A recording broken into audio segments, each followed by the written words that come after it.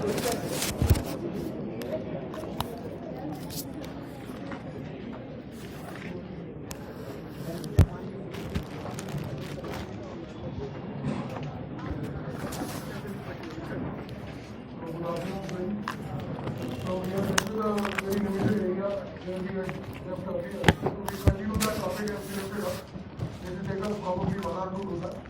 we had completed Japan earlier. Now we proceed to the next topic, that is India and Vietnam.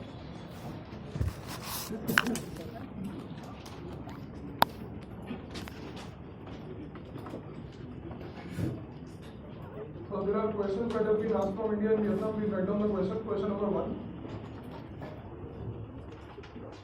Do you think India's relation with Vietnam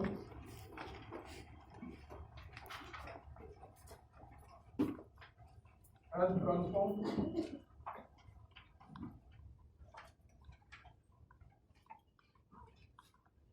from being ideological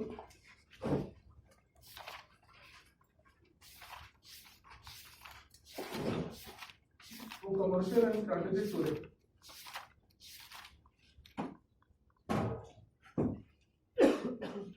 Commercial and strategic today. This was asked in 2010. Question number 2. What is the South China Sea dispute? What is the South China Sea dispute?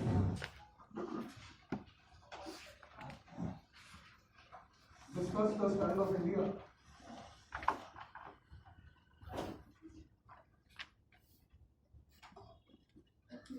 On the South China Sea issue.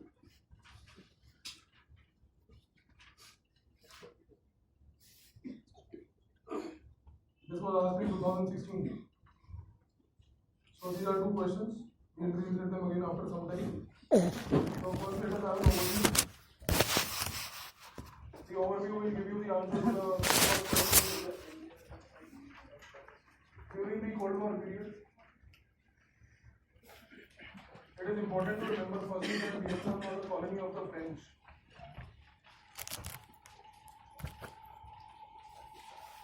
So when the Britishers colonized India, the French became very concerned about the rising popularity of the British to acquire new territories.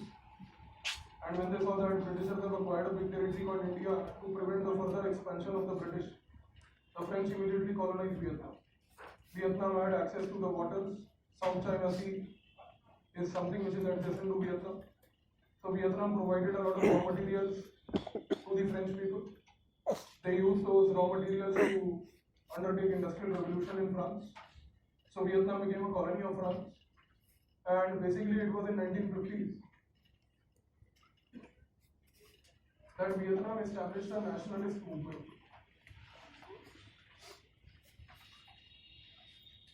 This nationalist movement they established was to get themselves independent of France, get themselves decolonized from France.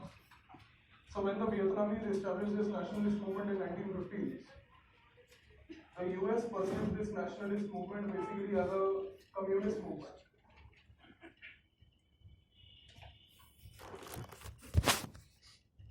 And when the US began to perceive this nationalist movement as a communist movement, the Americans began to say that we will not let Vietnam become communist.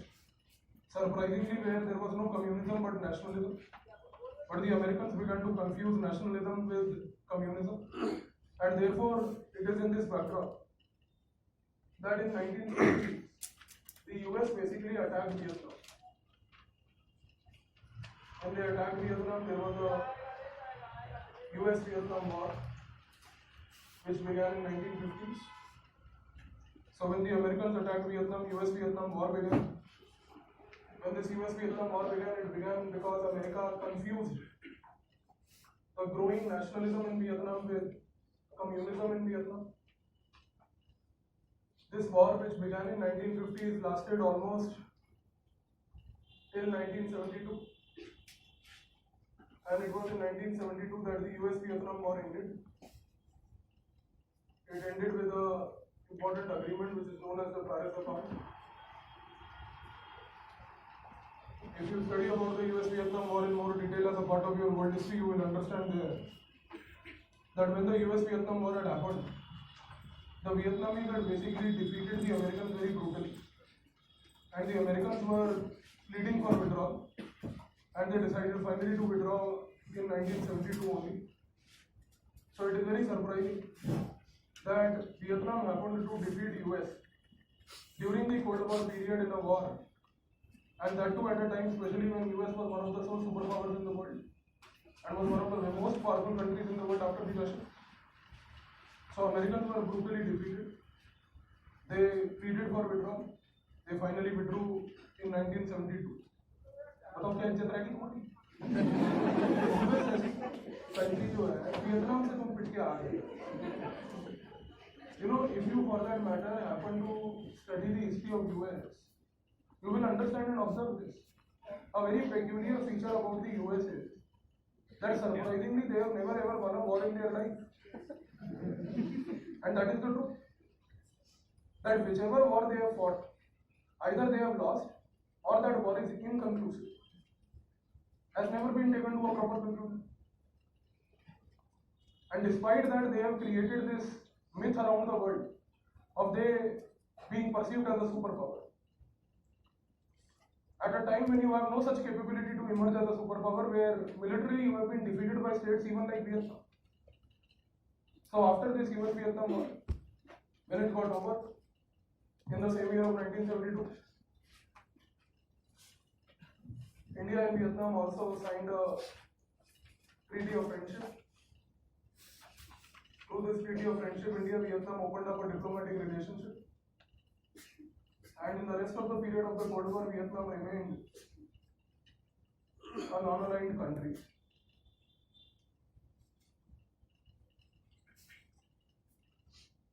So through the treaty of friendship, India and Vietnam were able to have a diplomatic relation. Vietnam, after that, throughout the period of the Cold War, remained a non-aligned country. But it is very important to remember that even though Vietnam remained non-aligned, they were officially never members of NAM. So Vietnam is one exception, which remained a non-aligned country but never officially became a member of NAM. But because they were non-aligned, at least ideologically, India and Vietnam were still closer to each other. And ideologically, India and Vietnam were able to engage with each other throughout the rest of the period of Cold War after 1972. Things began to change at the end of the Cold War.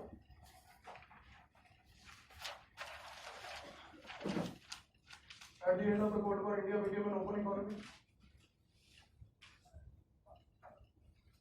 Vietnam also became an open economy at the same time. When the Cold War came to an end, not only India became an open economy, but Vietnam also happened to become an open economy at the same time. So when both of them became open economies almost at the same time, they now began to share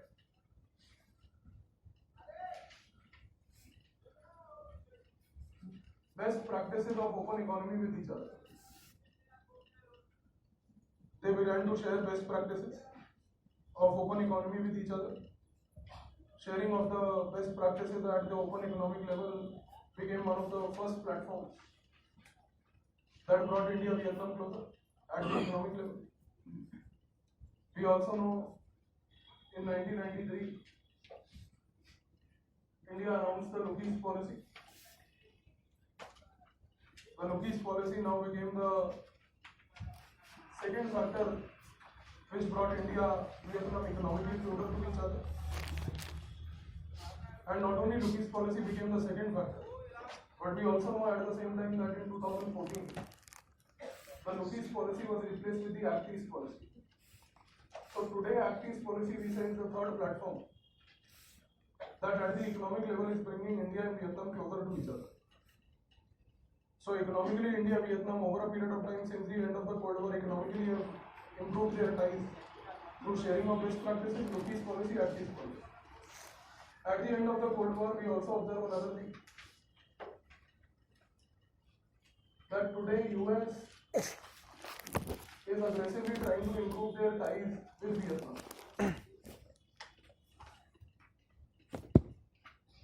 Today the Americans are also making desperate attempts to improve their ties with Vietnam.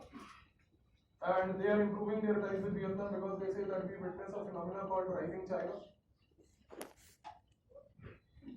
US says that Vietnam is a neighbor of China, land neighbor, and Vietnam is also concerned about this rising China. So USA says that because Vietnam is a neighbor of China, concerned about the rising China, it can help us to tackle this rising China. So when we say that US is helping in improving ties with Vietnam, remember that what US is trying to do is that they are providing Vietnam with economic and strategic support today.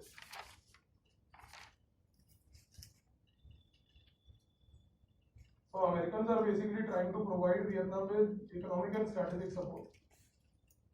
But it is also important to remember something that we said earlier also, that not only US is providing this economic strategic support to Vietnam, they are also providing economic and strategic support today to India.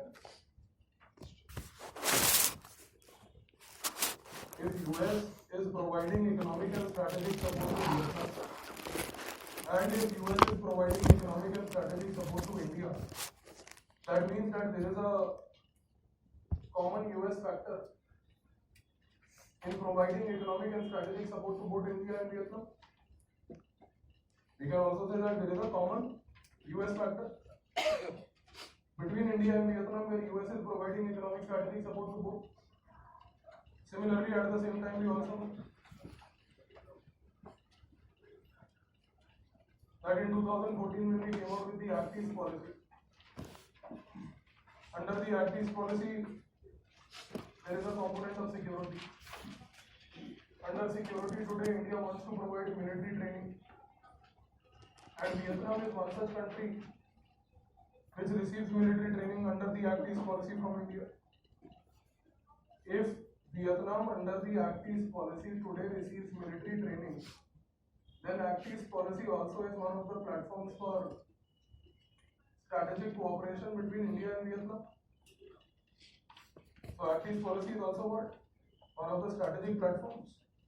Why? Because under the Act East policy, India wants to provide military training, Vietnam receives military training. So keeping all these factors that we have seen over a period of time here, between India and Vietnam, now one conclusion that we can draw here is that during the period of Cold War, relation between India and Vietnam was ideological.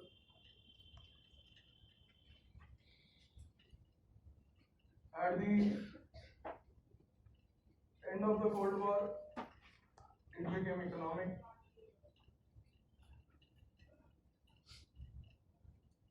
It started becoming economic with the sharing of best practices plus the rupees policy.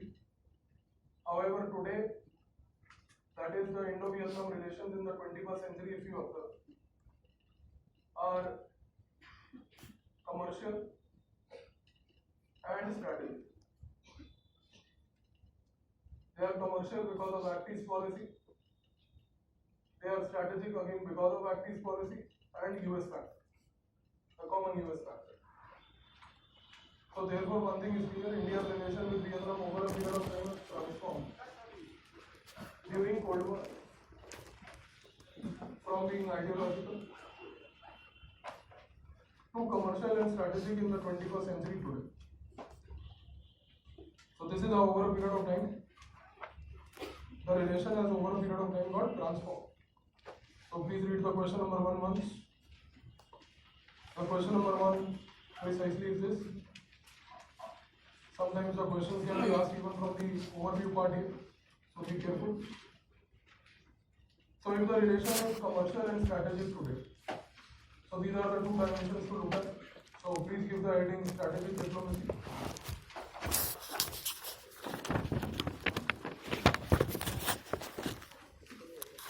Write down few lines.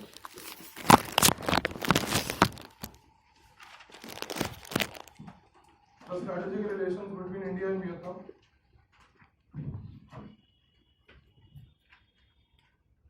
can be traced back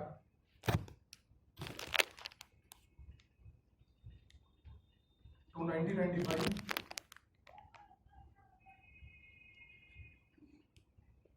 when India expressed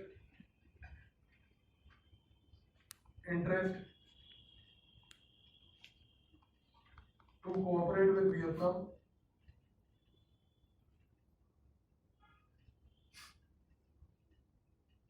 in the defense sector.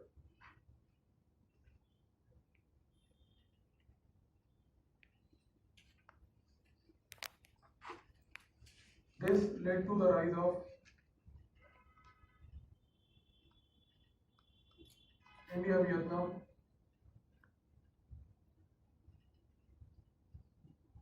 Defense Protocol,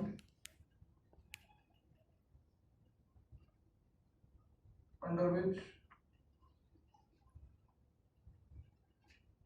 India and Vietnam launched the Strategic Defense Dialogue,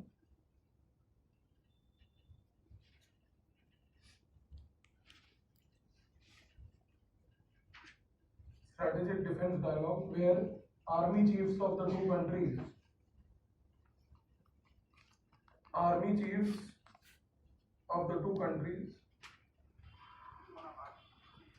annually interact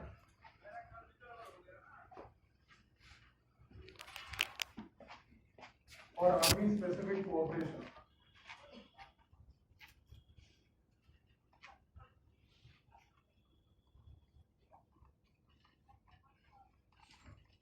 India and Vietnam also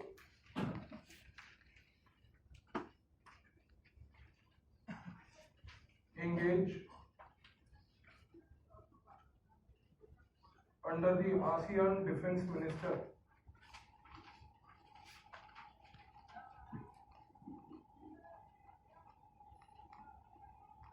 meeting forum, ASEAN Defense Minister meeting forum, where the defense ministers of India and Vietnam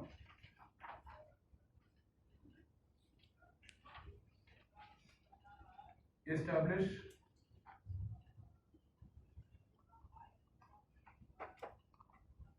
a strategic roadmap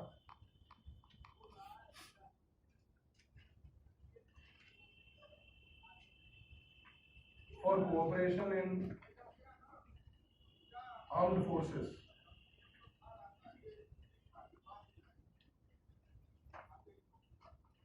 India has also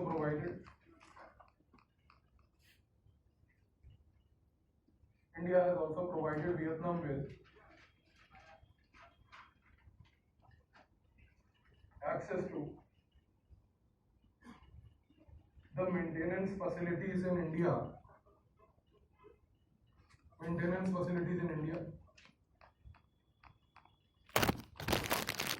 for MiG aircrafts, MiG for MiG aircrafts of Vietnam Air Force.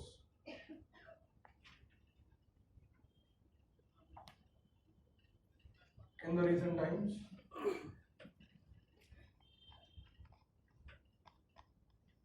Vietnam has expressed an interest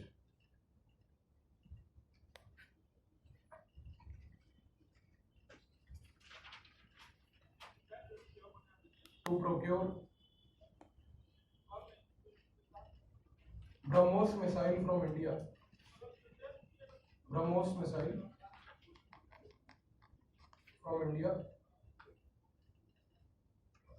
And the two countries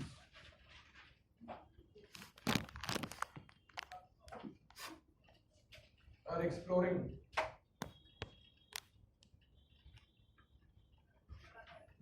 a missile transfer agreement.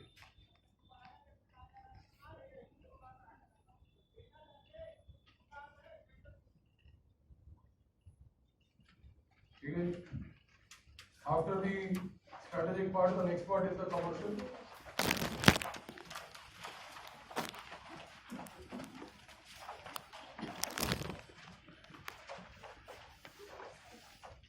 At the commercial level, it is way back in 1988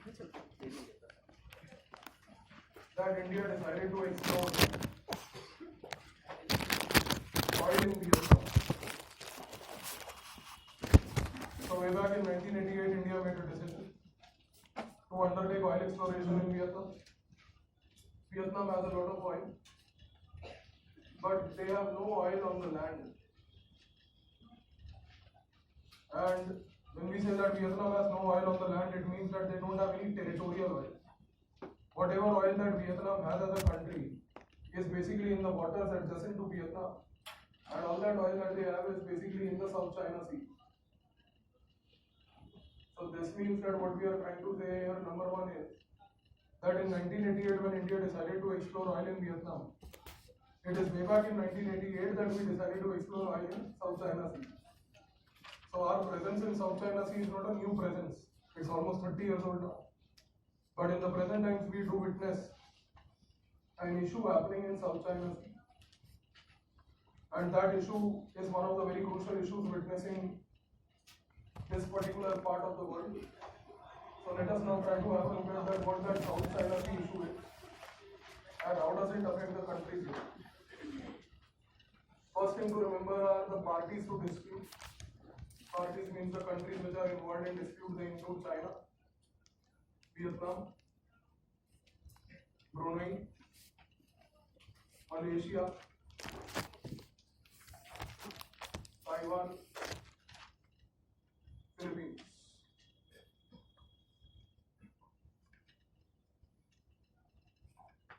So these are countries which are basically also known as the parties to dispute. By observing these countries which are parties to dispute, one thing is very clear. India is not a party to dispute. Second thing to remember here about the South China Sea issue is that the dispute is not about who owns the South China Sea. Nobody owns any sea. The seas are regulated through international laws. We will see them after some time. But the issue today in the South China Sea is that there are some islands, there are some territories, and there is a dispute about the ownership of these territories. There are 6 major islands that you have to remember here in the South China Sea. They include Paracel, Pratas, Spratly,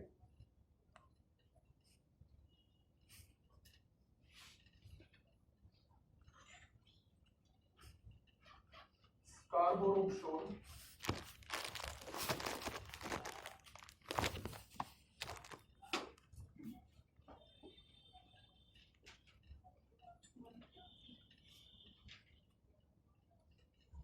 Macclesfield Bank Shoal,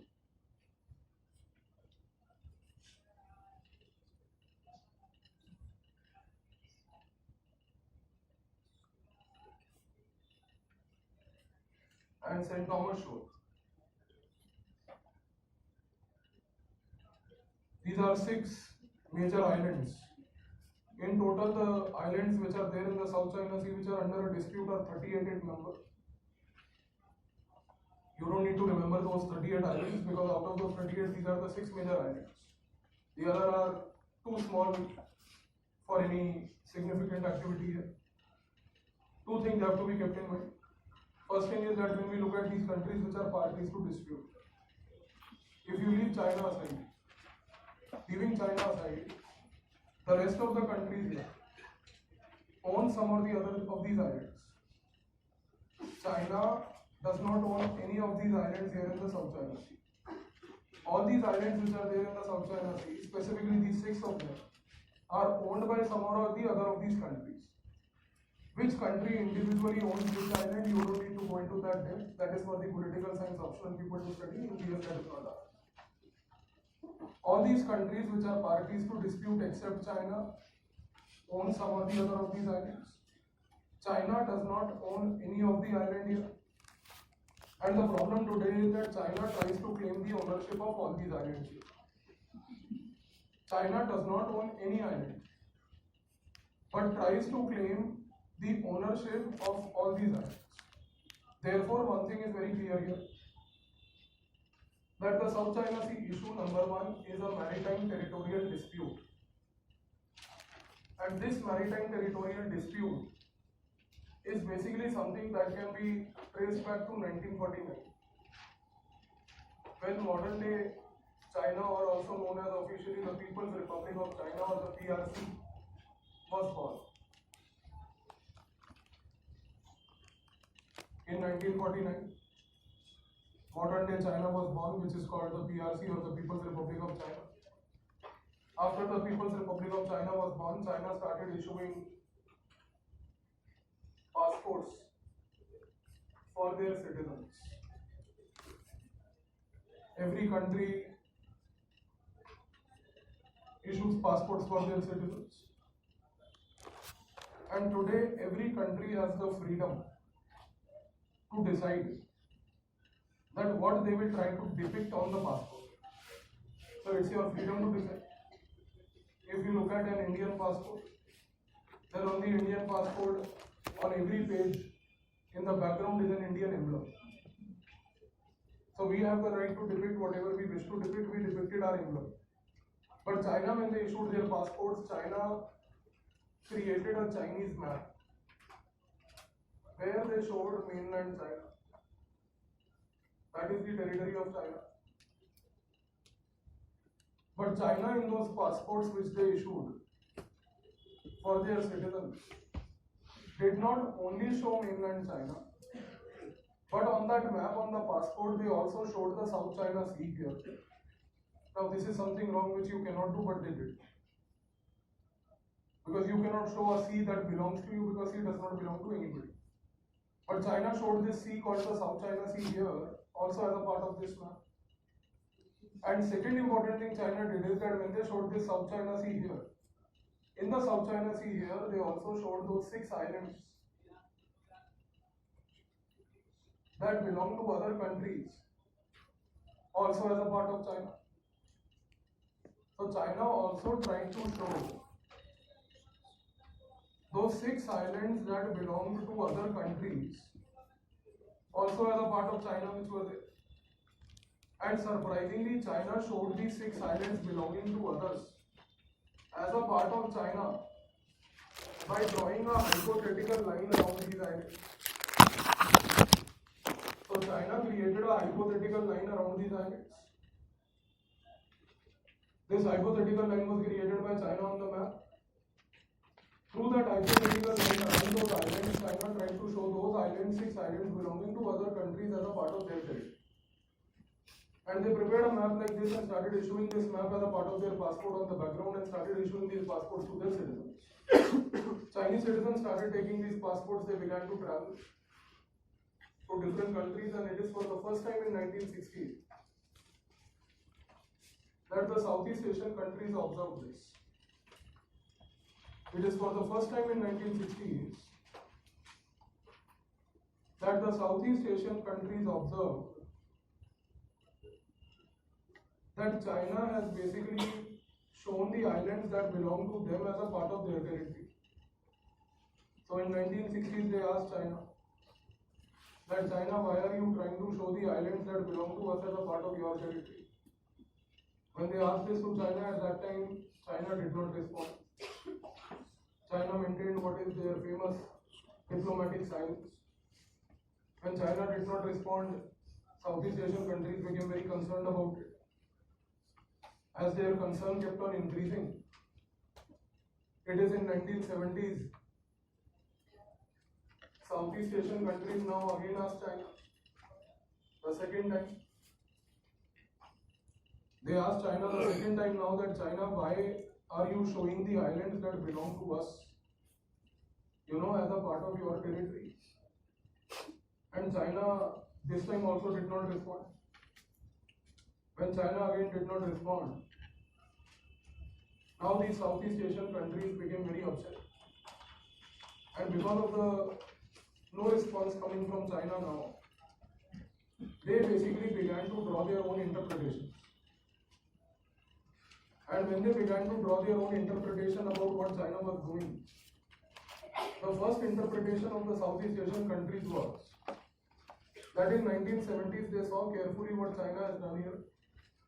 After looking at what China has done here carefully, they said that what we observe here is that as per our interpretation, we feel China has established a cow's tongue here. So their interpretation was that they said that what we feel China has done is that they have established something called as a cow's tongue. And the reason why they use the term like cow's tongue is because this is what they were able to graphically observe of what China had done. ये गाय की जीभ है, गाय की जीभ बाहर निकली हुई है, गाय प्यासी है, तो उन्होंने कहा कि ये काउज टंग है। So they asked China, कि China, why you have created this cow's tongue? China did not respond. India responded. There was a mother cow. 1970 के समय जब ये काउज टंग का शब्द आया, हमारे यहाँ पे हमारे बाल नरेंद्र मोदी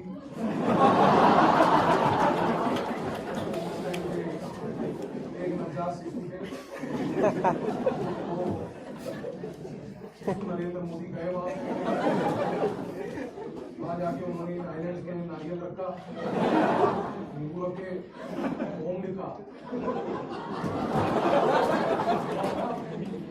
रैकेट में हमने यही किया, रैकेट जहाज के नीचे बैठिए के वहाँ पे नींबू भाई साहब। फ्रांस को हमने एक चीज और बोली, हमने फ्रांस को कहा कि तू एक काम कर, जहाज के पीछे हमारे को इंडिया स्पेसिफिक मॉडिफिकेशन चाहिए, जहाज के पीछे ये लिख दे पूरी नजर वाली।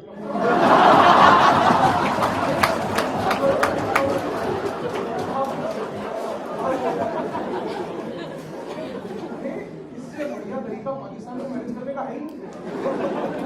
अब पाकिस्तान में कुछ नहीं करना, राइफल लेके जाओ, पीछे करके दिखाओ।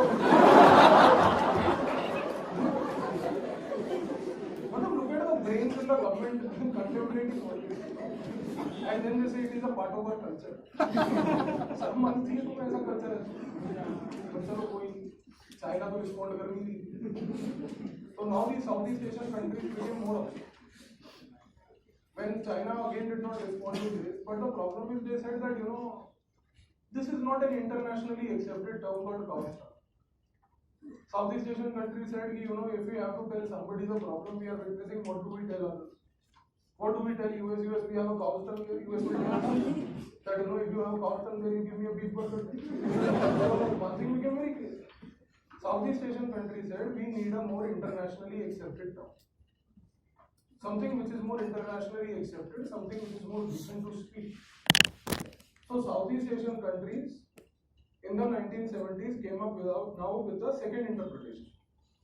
The second interpretation of the Southeast Asian countries in 1970s was that they basically counted the number of lines that China created around these islands, and after counting the number of lines, they found that China has created a 9-dash. So when they counted the number of dashes or the lines that China had created around these islands, they found that China has created a 9 number of dashes to show these islands as a part of their territory. So now they began to say that China has created a 9-dash line. And they again asked China, why you have created a 9-dash line? China again did not respond. As Chinese again did not respond, Southeast Asian countries were upset, but something began to become clear in 1982.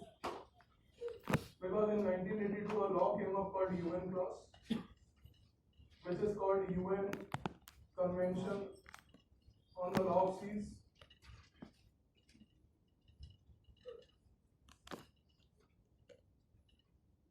So in 1982 this law came up, and this law that came up called the UN Clause offered some clarity as to what was China trying to do.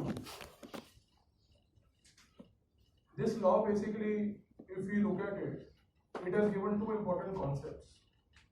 And these two concepts help us to understand the kind of activity done by China here. So what are these two concepts? The first concept is called zone creation. Zone creation. As per the concept of zone creation, UN Clause has divided the waters of the world into 5 zones. Each zone has a defined area and some rights that a country enjoys.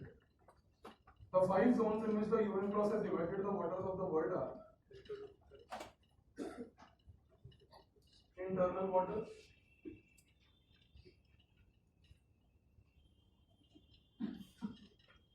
territorial waters,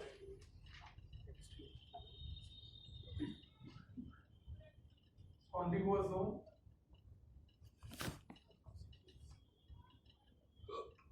exclusive economic zone, also called EEZ,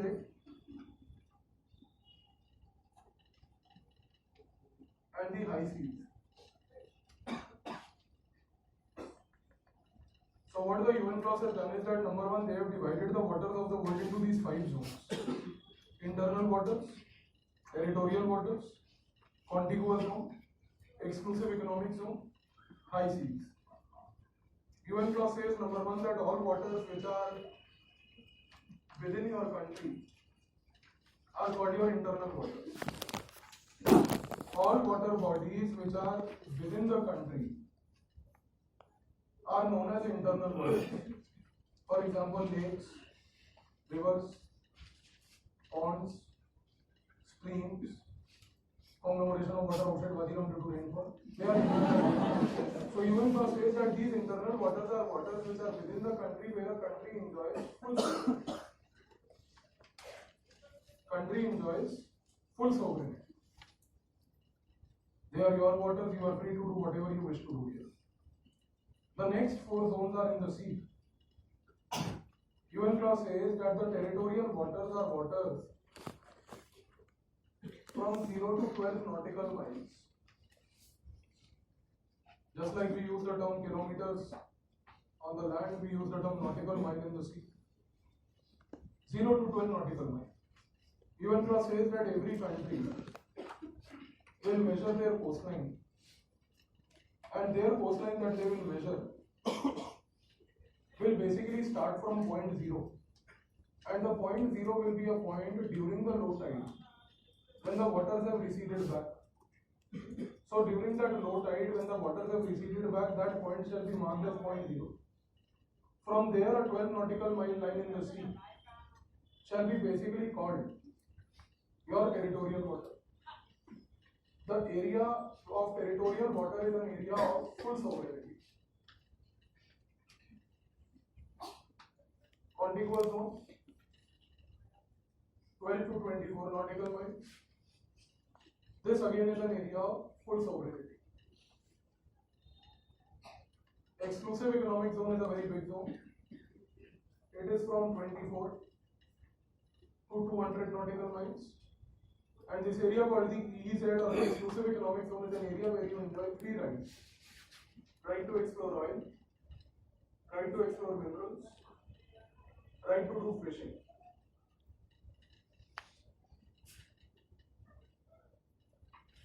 Every country in their own exclusive economic zone only enjoys these 3 rights: right to explore oil, minerals, and do fishing. If there is Indian exclusive economic zone, they enjoy these 3 rights. There is Pakistani exclusive economic zone, they enjoy these 3 rights. China enjoys their 3 rights. But UN clause also says that every other country in each other's exclusive economic zone, they enjoy the right to navigation. They enjoy the right to navigation. A Pakistani ship can navigate in our exclusive economic zone, we cannot say anything to it. We can navigate in the Chinese exclusive economic zone, they cannot say anything to us. Because each country enjoys the right to navigate in each other's EEZ. High seas are also called international waters. They are 200 nautical miles and beyond. High seas do not belong to anybody because they belong to everybody. And high seas are waters where all countries enjoy the right to navigate.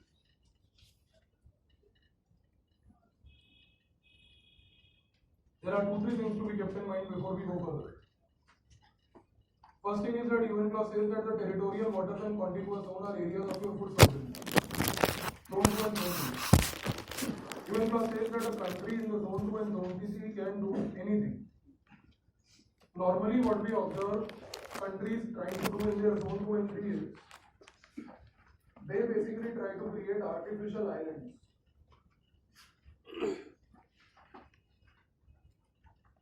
When a country tries to create an artificial island, either in its territorial water or in its contiguous zone, the UN clause basically says 2 things about these artificial islands.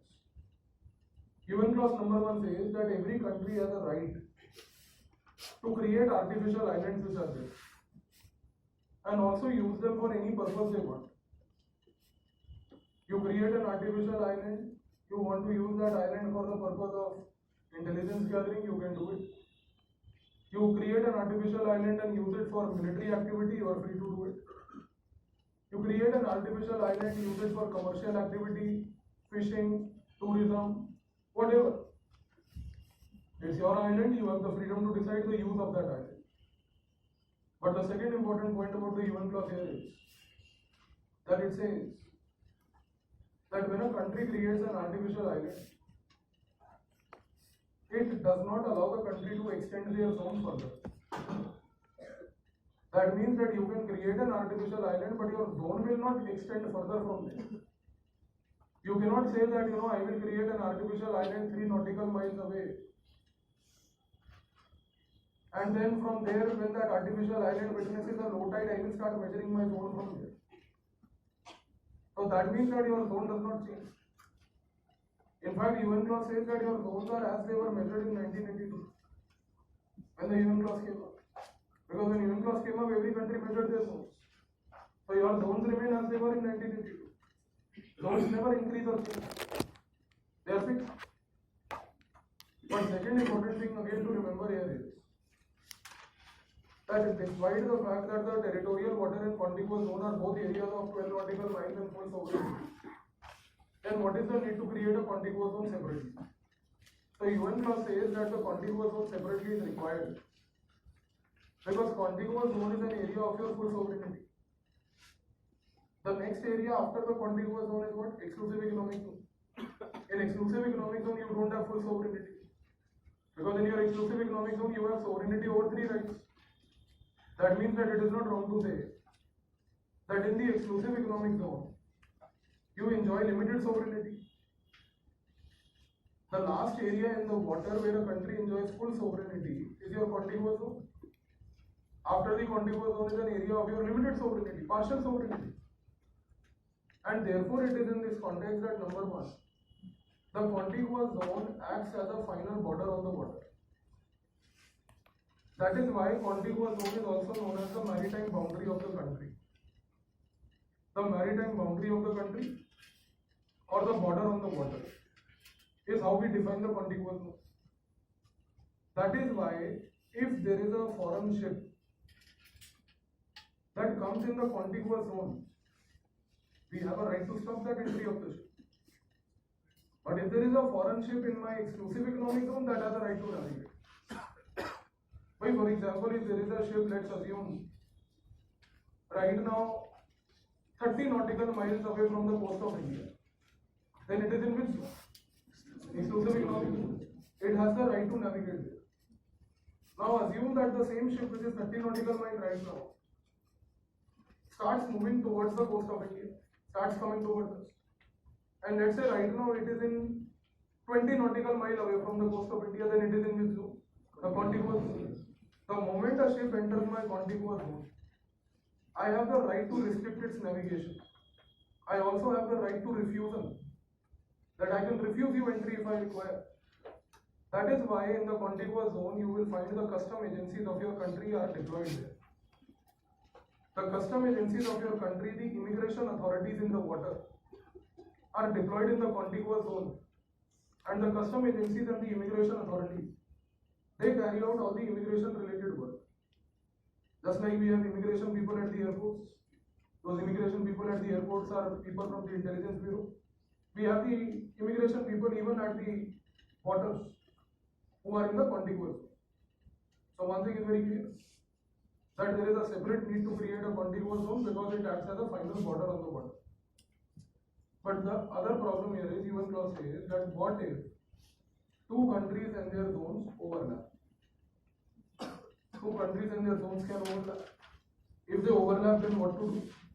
First, let us try to see how do the zones overlap.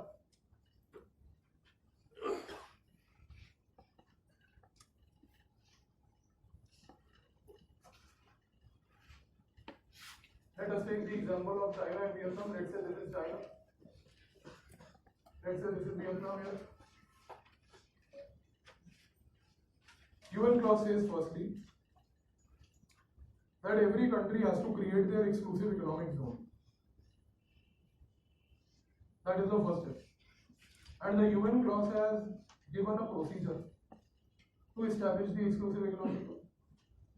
UN clause as per the procedure says that you stand at any point of your coast. You look in any direction from your coast. Draw a straight 200 nautical mile line, and that is your yield. So what is the procedure here? That you stand at any point of your coast, look in any direction, draw straight 200 nautical mile line, that's your yield. Let's say China stands here, looks here 200 nautical mile line, this will be the yield. China can stand here, look here 200 nautical mile line, this will be the yield. China can also stand here, look here this direction 200 nautical mile, this will be the yield. That means that the Chinese person can stand anywhere and he can establish a line in any direction of 200 nautical mile from his coast. That means that number one, multiple such lines are possible. If multiple such lines are possible, does it mean that the zones are fluctuating here? If I am standing here, looking here, my zone is this side. The moment I move above, my zone is here. If I look in a different direction, my zone is here. Does it mean that my zone keeps on fluctuating like this? Answer is no. UN clause says that if you create multiple such lines, after that, every country, after they create these multiple lines, should join the last point of these lines through a hypothetical arc. This is the concept number 2, arc creation. Create multiple lines, draw the last points of these lines, a hypothetical arc. When you join the last point of these lines through a hypothetical arc, what will now happen is that the moment this arc gets created, the area that falls within the arc is the zone of China. Area that falls outside the arc is not the zone of China. That means one thing has to be remembered. Even if you create multiple lines, your zone never fluctuates. Your zone demarcation happens through arc creation. You demarcate your zone by joining the last point of the lines through a hypothetical arc. And through that arc you create your zone. But the issue is that if China will create the zone like this, Vietnam will also do that. And if Vietnam will do that, let's say Vietnam will stand there, he looks here 200 nautical mile. He can stand here, he can look here 200 nautical mile. He can stand here, he can again look here 200 nautical mile. China वाला कह रहा भाई यहीं क्यों देख रहा तू? भाई मैं यहाँ खड़ा हूँ ये देख. Can also look in any direction. The Vietnam person also can establish a zone in any direction this way. And the moment the Vietnam person establishes a zone like this, what is clearly visible is that the zone of Vietnam and China are overlapping. That is what UN clause says is possible. That this is how two countries and their zones, number one, will overlap after they create their zones. So once you create your zone, there is a high possibility of overlap. But then the question is, if the overlap occurs, then what to do? So UN clause has prescribed a solution. UN clause says, if your zone overlaps, then the two countries have to bilaterally sit down, identify a CZA, that is, identify a common zone of activity.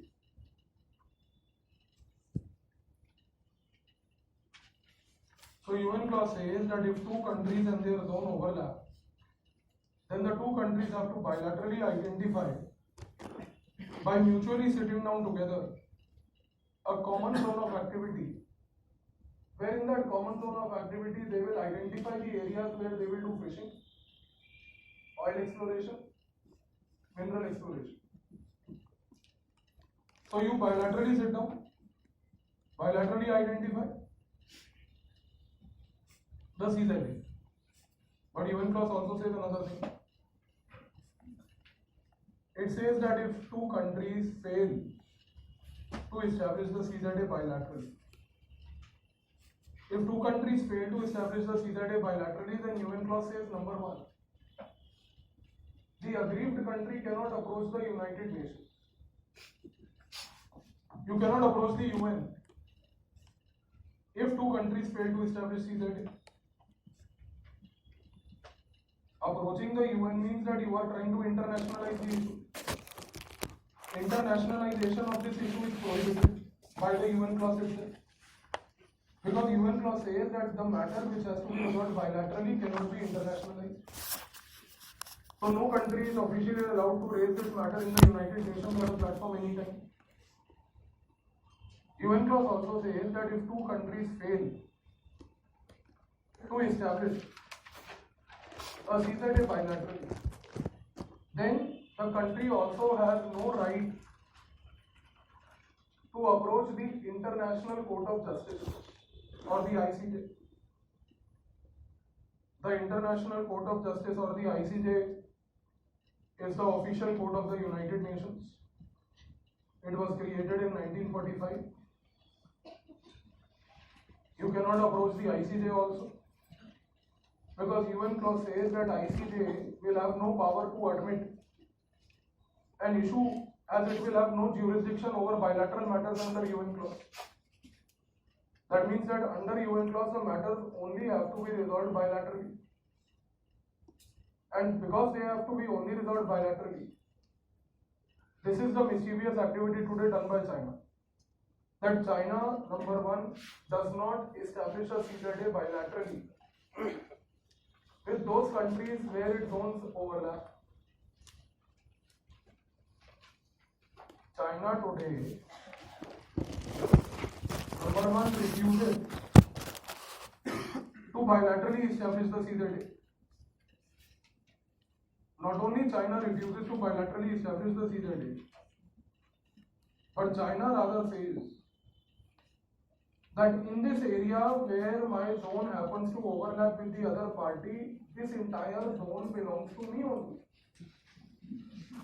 There is a complete blanket claim of ownership of this area by China today.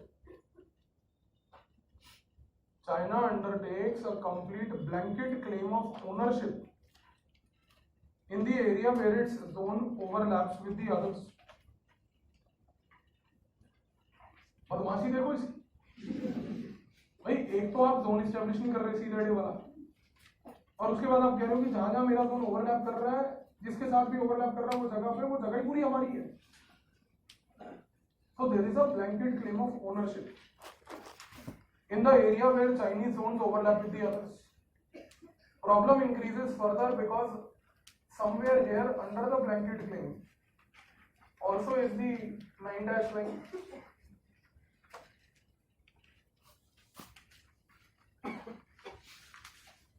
Somewhere within the blanket claim area also lies the so-called 9-dash line. Cow's tongue is within the blanket claim area. गाय की jeep पे कंबल गिरा रखा है, गाय परेशान हो रही है. योगी आदित्यनाथ जी ने बोल दिया अगर गाय को कुछ हुआ चाइना की लिंचिंग हो जाएगी. कि भाई the blanket claim area includes the 9-dash line.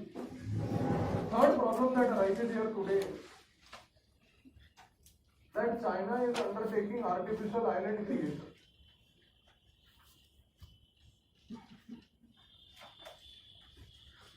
China is undertaking artificial island creation. Chalo, they have the right to do that. No problem. You can create artificial islands. Problem happens when China starts creating an artificial island and starts undertaking zone extension.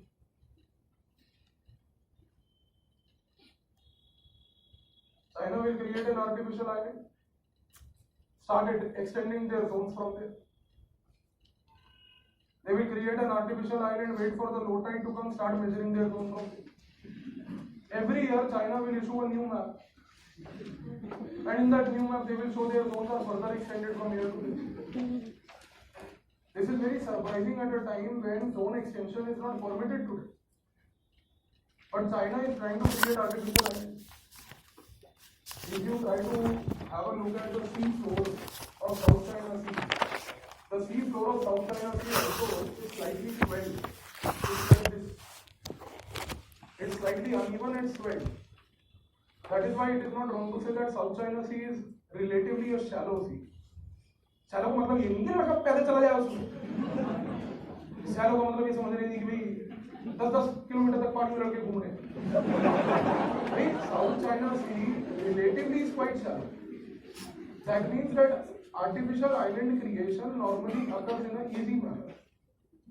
For example, if you take the case of Arabian Sea, if you take the case of Bay of Bengal or other seas which are there, they are relatively quite deep. But when it comes to the South China Sea, it is not very deep.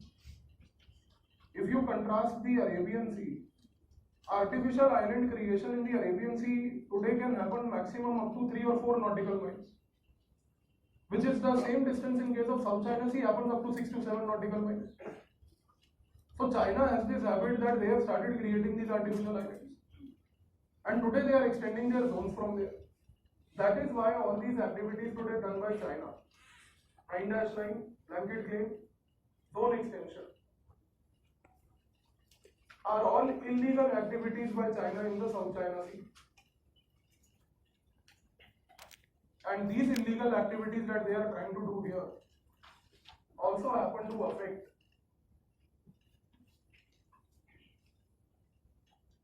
the sea lanes of communication,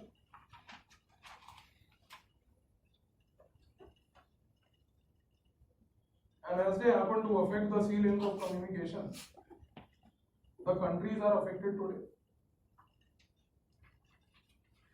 That is why it is in this backdrop that even India has announced their own stand. So you can give the heading India stand on the South China Sea issue. And you can write down India is concerned about assertive activities of China. Underline the word assertive. Assertive activities of China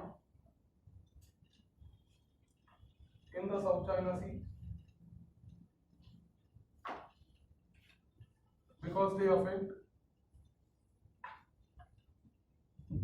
the maritime sea lanes of communication,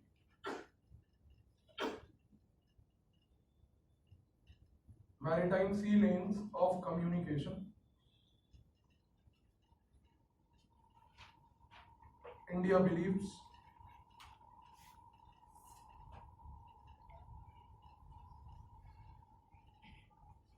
that all disputes in the South China Sea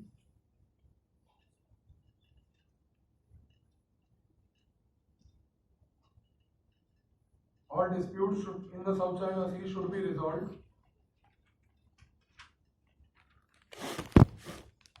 through the international law of UN clause,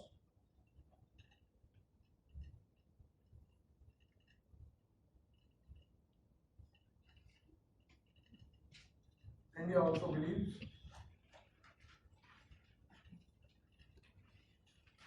believes that there should be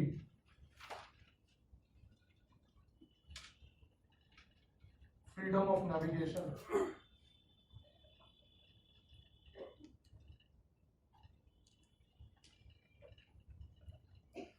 in the waters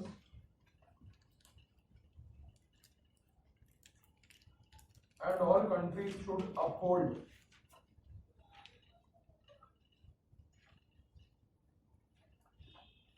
the rule-based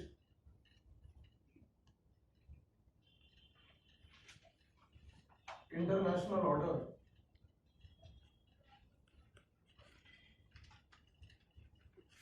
for predictability and stability.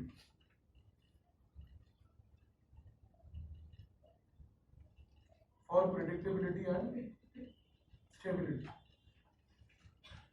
Okay, please read the question number 2.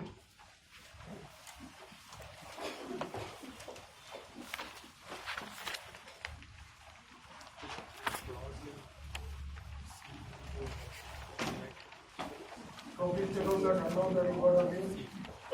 Open the question number 2 in the handout.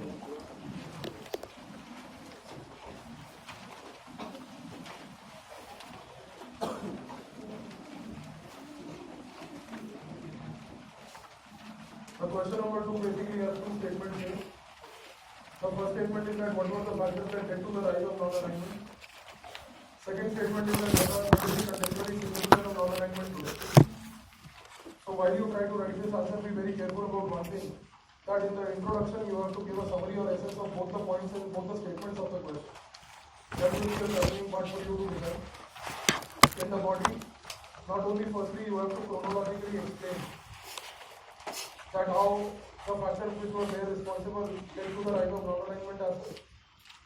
But after that, when you write the second part of the question, that what is the contemporary relevance today, you have to explain the contemporary relevance of non-alignment today through a suitable example.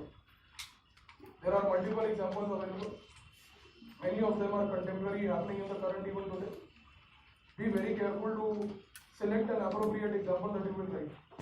Considering that there is a space limited of 150 words only here, and as this entire answer has to be expressed in the stipulated space, that means that you don't have the freedom to write many examples, but only one good example that you can properly elaborate. And in the conclusion comes the positive futuristic suggestion. So take the next 6 minutes and quickly write this answer, and focus more on the structure of the answer and write appropriate points in every part that you write. Focus on the time limit. Time limit is the key. After 6 minutes, you have to stop, and then we will discuss this.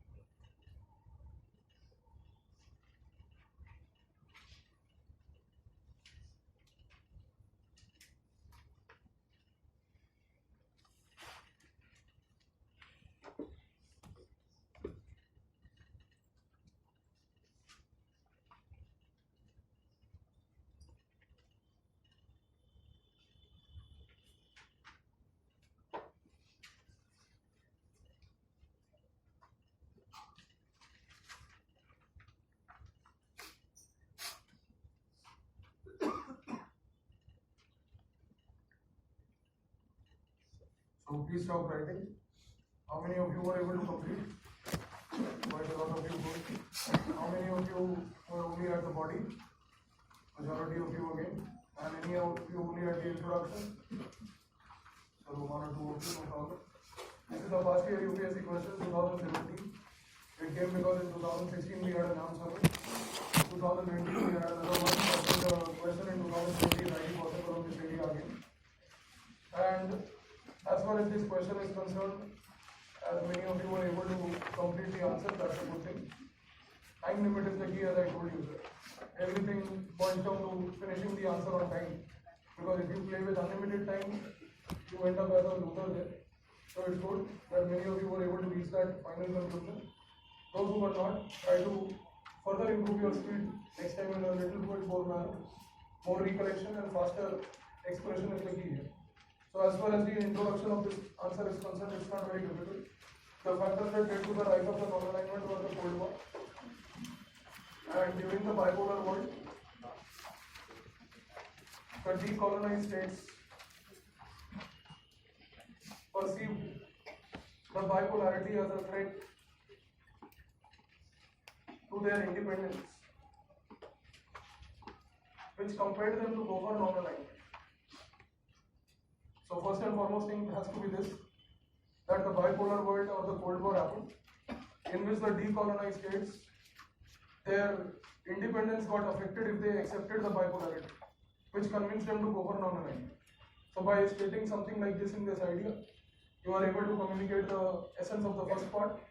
Similarly, the second part of the question, the second line of the introduction would be that in the post-Cold War period today, the spirit of non-alignment continues to be a guide to the foreign policy of various states in the present times.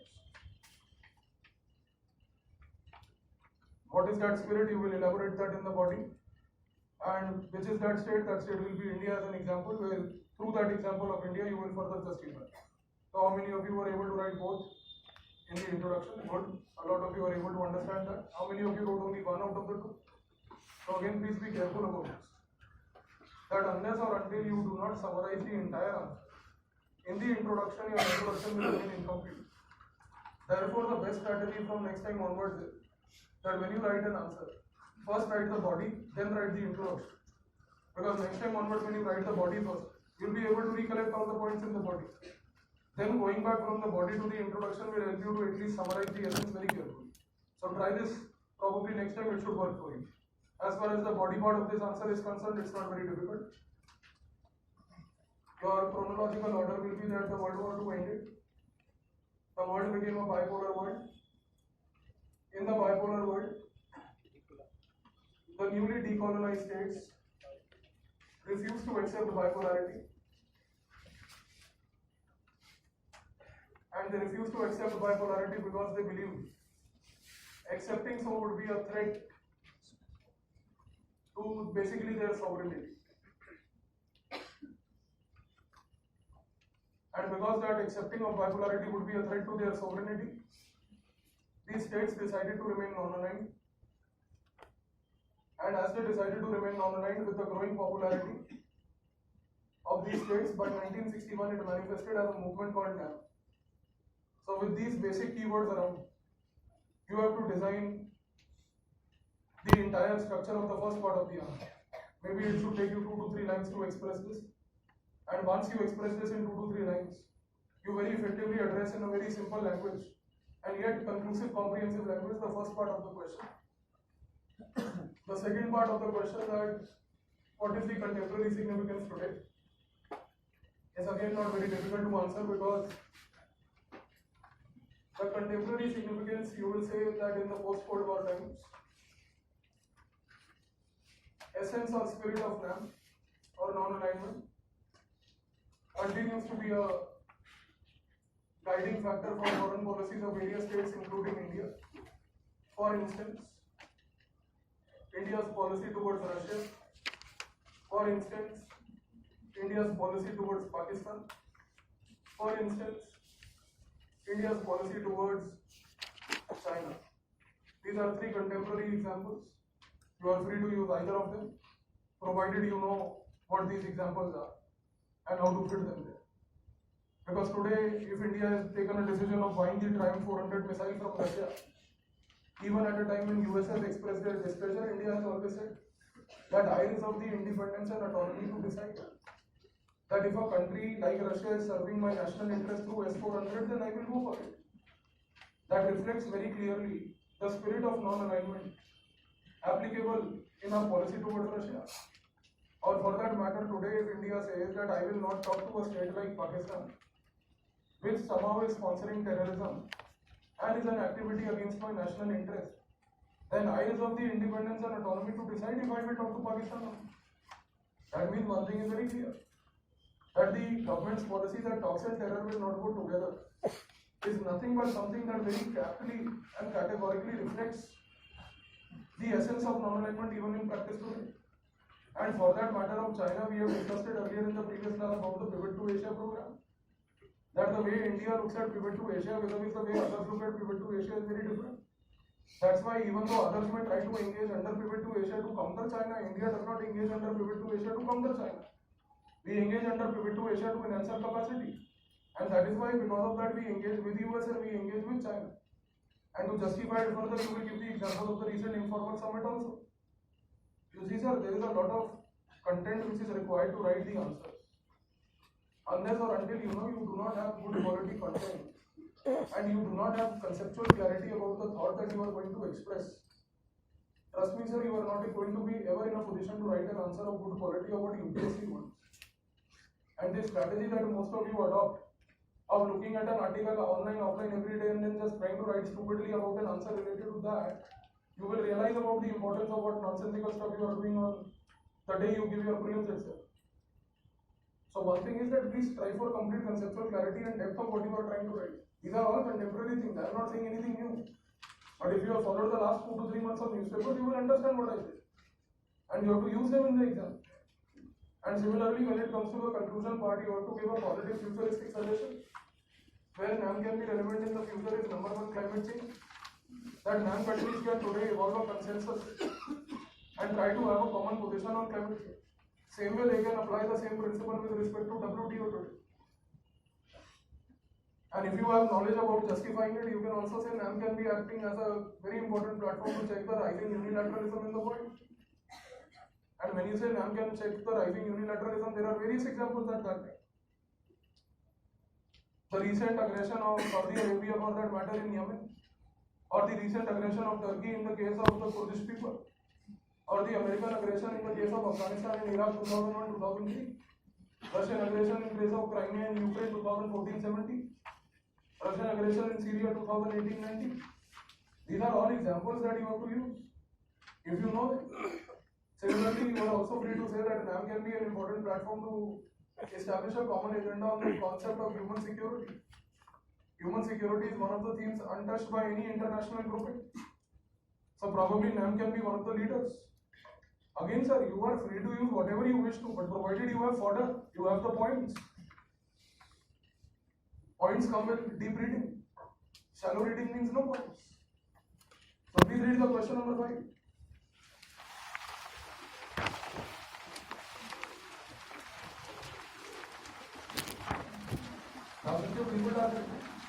आप सबसे important नहीं क्या डाल सकते हो अगर आपको एक चीज का लिंकेज है वो छोड़ यार आरसीसी अब सोचना इसको कैसे डाल सकते हो आपके ऊपर छोड़ रहा हूँ think about that how RCC fits in the conclusion and the body part also so that question number 5 is that how India and Japan are coming closer at the systemic level answer is pivot to Asia is because of rise of China the challenge in this question is how do you compress that entire story about the rise of China from 1978, when China became an open economy, to today, a commercial and naval power in the water of India and Pacific Ocean, and then the Pivot to Asia program in the body.